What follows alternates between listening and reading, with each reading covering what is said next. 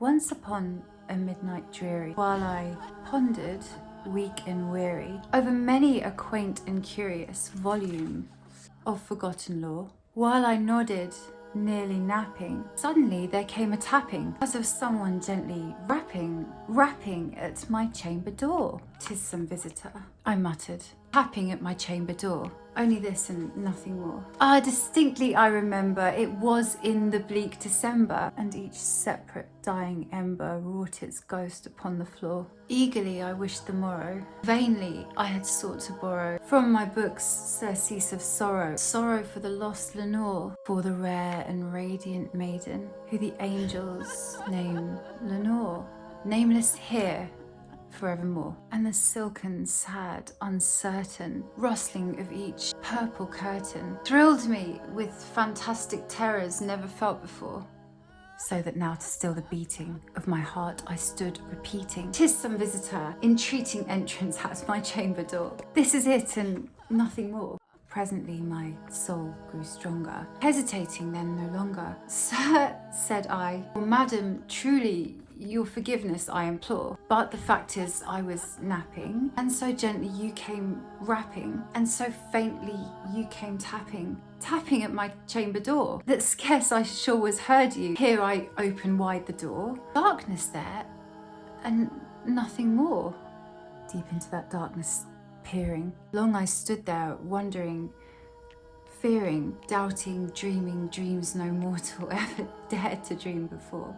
But the silence was unbroken, and the stillness gave no token, and the only word there spoken was the whispered word, "Lenore."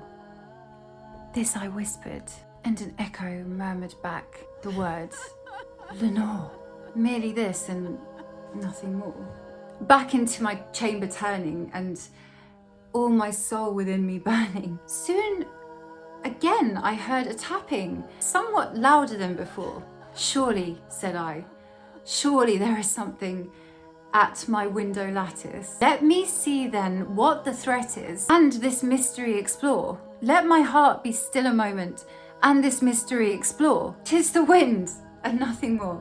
Open here I flung the shutter, when, with many a flirt and flutter, in there stepped a stately raven of the saintly days of yore. Not the least obeisance made he, not a minute stopped or stayed he, but with mien of lord or lady, perched above my chamber door, perched upon a bust of Pallas, just above my chamber door, perched and sat, and nothing more. Then this ebony bird beguiling my sad fancy into smiling by the grave and stern decorum of the countenance it wore. "Though thy crest be shorn and shaven, thou," I said, "art sure no craven, ghastly, grim, and ancient raven, wandering from the nightly shore. Tell me what thy lordly name is on the night's Plutonian shore." Quoth the raven, "Nevermore." Much I marvelled this ungainly fowl to hear discourse so plainly, though its answer little meaning, little relevancy bore.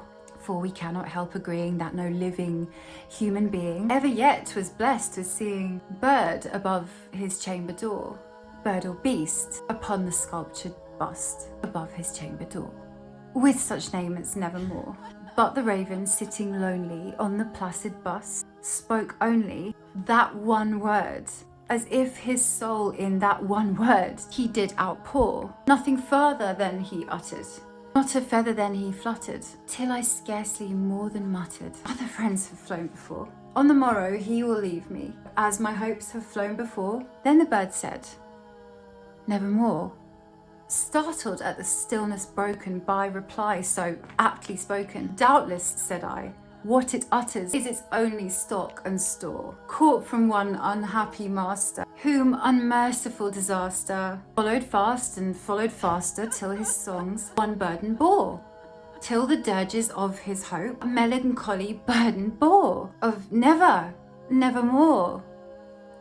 But the raven, still beguiling all my fancy into smiling, straight I wheeled a cushioned seat in front of bird and bust and door. Then upon the velvet sinking, I betook myself to linking fancy unto fancy, thinking what this ominous bird of yore, what this grim, ungainly, gaunt and ominous bird of yore meant in croaking nevermore. This I sat engaged in guessing, but no syllable expressing the fowl whose fiery eyes now burned into my bosom's core. This and more I sat divining, with my head at ease reclining on the cushion's velvet lining that the lamplight gloated o'er, but whose velvet violet lining with the lamplight gloating o'er she shall press, nevermore. Then methought the air grew denser, perfumed with an unseen censer, swung by seraphim, whose footfalls tinkled on the tufted floor. Wretch, I cried, thy God hath lent thee, by these angels he hath sent thee, respite, and nepenthe from thy memories of Lenore. Quaff, oh quaff this kind nepenthe, and forget this lost Lenore. Quoth the raven, nevermore. Prophet, said I, O thing of evil, prophet still, if bird or devil, where the tempest tossed thee here ashore, desolate, yet all undaunted, on this desert land enchanted, on this home by horror haunted. Tell me truly, I implore, is there balm in Gilead? Tell me, I implore, quoth the raven, nevermore.